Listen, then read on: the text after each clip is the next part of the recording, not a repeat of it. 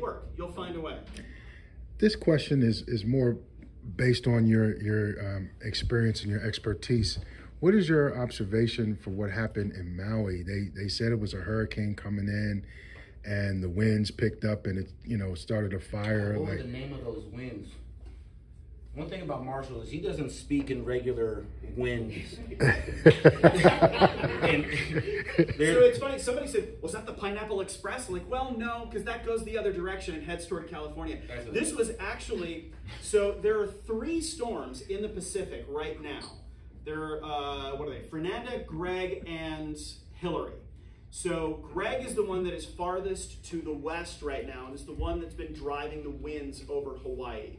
It's still well south of the islands, but it's strong enough that the pattern around it was enough to create some very strong winds through the islands.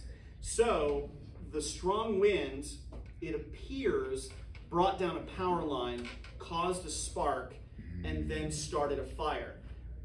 With the wind as strong as it was, it took no time for that fire to get out of control. Okay. So there are already, there's already talk of lawsuits. If you remember some of the wildfires in California that they said were started by PG&E. So because the lines came down or there was a spark from the power lines. The same kind of thing has happened apparently, it would seem, in Hawaii. So there's already talk of lawsuits for the power company because the lines were still charged even though the winds were 80 miles per hour. I lived in LA during those fires. Yeah, and when that happens, if it was started by a spark, part of the question is, well, if you knew this was going to happen and the lines couldn't handle it, why were they still energized?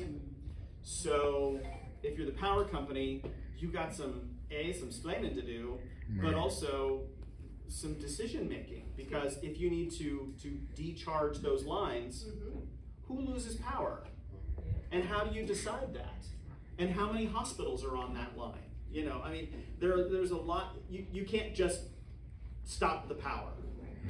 So there are a lot of questions. Santa Ana's, it was just like a recipe for disaster. And the Santa Anas are coming down from the mountains. So basically what's happening is as the wind comes down the mountains, it warms and dries. So by the time those winds get down into the valley, it's a hot, dry, strong breeze. And that can cause damage. Just like when we get severe thunderstorms here that have strong winds, that's a constant wind for days, as opposed to a thunderstorm that comes through. But that's, at this point, what we believe happened in Hawaii. The investigation is still going on.